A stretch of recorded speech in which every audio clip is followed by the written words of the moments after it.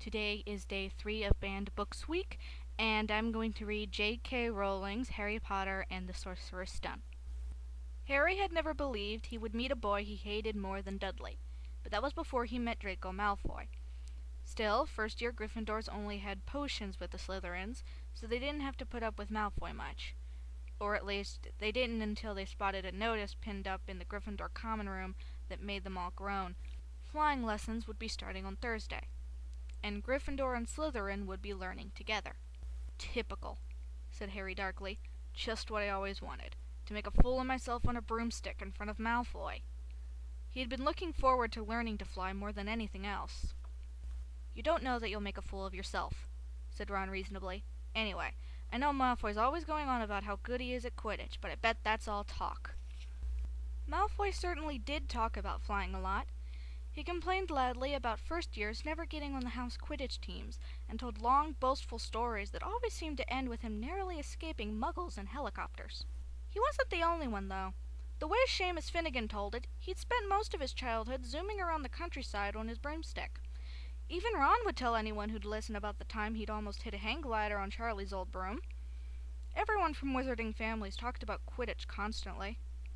Ron had already had a big argument with Dean Thomas, who shared the dormitory, about soccer. Ron couldn't see what was exciting about a game with only one ball where no one was allowed to fly. Harry had caught Ron prodding Dean's poster of West Ham's soccer team, trying to make the players move. Neville had never been on a broomstick in his life, because his grandmother had never let him near one. Privately, Harry felt she'd a good reason, because Neville managed to have an extraordinary number of accidents, even with both feet on the ground. Hermione Granger was almost as nervous about flying as Neville was. This was something you couldn't learn by heart out of a book. Not that she hadn't tried. At breakfast on Thursday, she bored them all stupid with flying tips she'd gotten out of a library book called Quidditch Through the Ages. Neville was hanging on to her every word, desperate for anything that might help him hang on to his broomstick later. But everybody else was very pleased when Hermione's lecture was interrupted by the arrival of the mail. Harry hadn't a single letter since Hagrid's note, something that Malfoy had been quick to notice, of course. Malfoy's eagle owl was always bringing him packages of sweets from home, which he opened gloatingly at the Slytherin table. A barn owl brought Neville a small package from his grandmother. He opened it excitedly and showed them a glass ball the size of a large marble, which seemed to be full of white smoke. "It's a remember-all," he explained. "Gran knows I forget things. This tells you if there's something you've forgotten to do. Look, you hold it right like this, and if it turns red..." Oh. His face fell, because the remember-all had suddenly glowed scarlet. "You've forgotten something." Neville was trying to remember what he'd forgotten when Draco Malfoy, who was passing the Gryffindor table, snatched the remember-all out of his hand. Harry and Ron jumped to their feet. They were half hoping for a reason to fight Malfoy, but Professor McGonagall, who could spot trouble quicker than any teacher in the school, was there in a flash. "What's going on?" "Malfoy's got my remember-all, Professor." Scowling, Malfoy quickly dropped the remember-all back on the table. "Just looking," he said, and he slipped away with Crabbe and Goyle behind him. At 3:30 that afternoon, Harry, Ron, and the other Gryffindors hurried down the front steps onto the grounds for their first flying lesson. It was a clear, breezy day, and the grass rippled under their feet as they marched down the sloping lawns toward a smooth, flat lawn on the opposite side of the grounds to the Forbidden Forest, whose trees were swaying darkly in the distance. The Slytherins were already there, and so were 20 broomsticks laying in neat lines on the ground. Harry had heard Fred and George Weasley complain about the school brooms, saying that some of them started to vibrate if you flew too high, or always flew slightly to the left. Their teacher, Madame Hooch, arrived. She had short gray hair and yellow eyes like a hawk. "Well, what are you waiting for?" she barked. "Everyone stand by a broomstick. Come on, hurry up!" Harry glanced down at his broom. It was old, and some of the twigs stuck out at odd angles. "Stick up your right hand over your broom," called Madame Hooch at the front, "and say, 'Up! Up!'" Everyone shouted.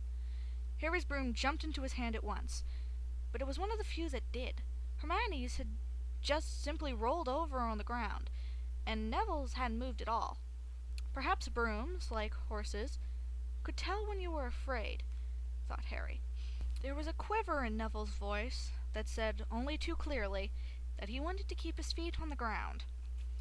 Madam Hooch then showed them how to mount their brooms without sliding off the end, and walked up and down the rows, correcting their grips.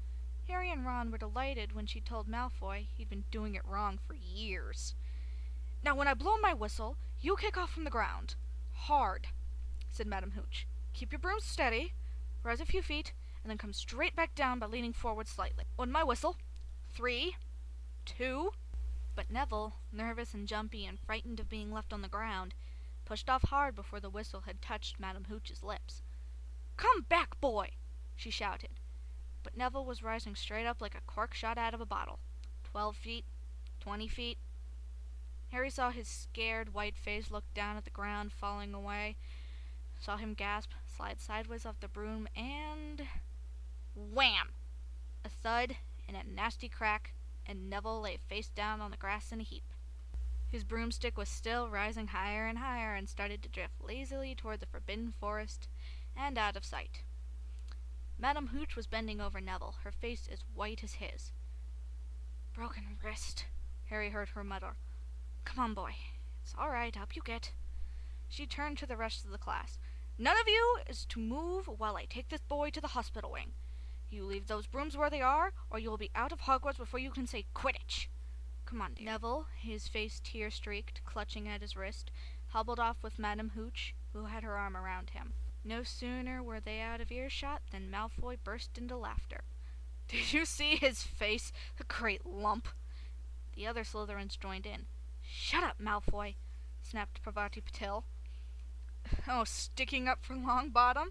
said Pansy Parkinson, a hard-faced Slytherin girl. "Never thought you'd like the fat little crybabies, Parvati." "Look!" said Malfoy, darting forward and snatching something out of the grass. "It's that stupid thing Longbottom's Gran sent him." The Remember-All glittered in the sun as he held it up. "Give that here, Malfoy," said Harry quietly. Everyone stopped talking to watch. Malfoy smiled nastily. "I think I'll leave it somewhere for Longbottom to find. How about up a tree?" "Give it here!" Harry yelled, but Malfoy had leapt onto his broomstick and taken off. He hadn't been lying. He could fly well. Hovering level with the topmost branches of an oak, he called, "Come and get it, Potter!" Harry grabbed his broom. "No!" shouted Hermione Granger. "Madam Hooch told us not to move. You'll get us all into trouble." Harry ignored her. Blood was pounding in his ears. He mounted the broom and kicked hard against the ground, and up, up he soared. Air rushed through his hair, and his robes whipped out behind him, and in a rush of fierce joy he realized he found something he could do without being taught. This was easy. This was wonderful. He pulled his broomstick up a little to take it even higher, and heard screams and cast a girl back on the ground, and an admiring whoop from Ron. He turned his broomstick sharply to face Malfoy in midair. Malfoy looked stunned.